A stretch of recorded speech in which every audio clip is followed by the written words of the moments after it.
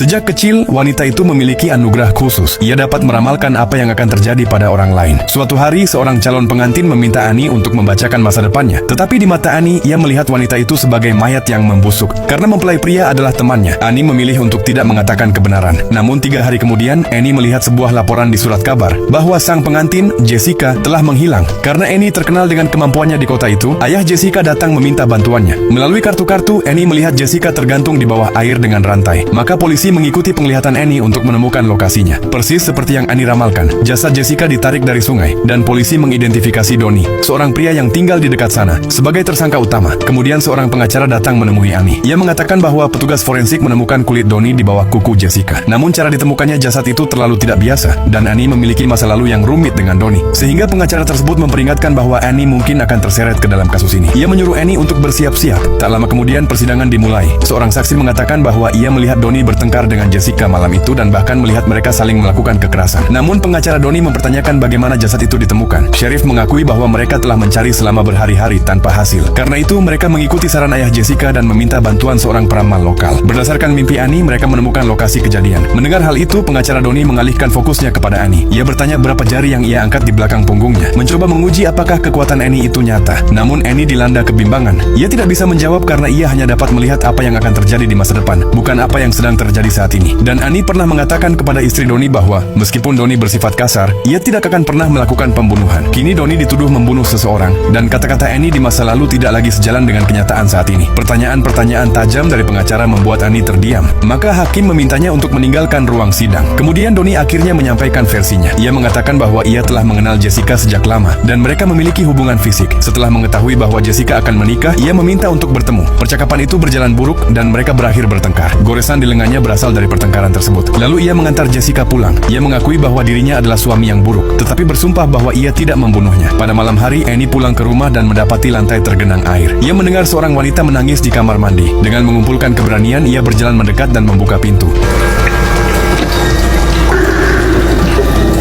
Di dalam bak mandi, ia melihat Jessica sedang duduk dan menangis. Penglihatan tentang Jessica itu tampak seperti sebuah pertanda, dan Annie tiba-tiba menyadari bahwa pembunuh yang sebenarnya mungkin adalah orang lain.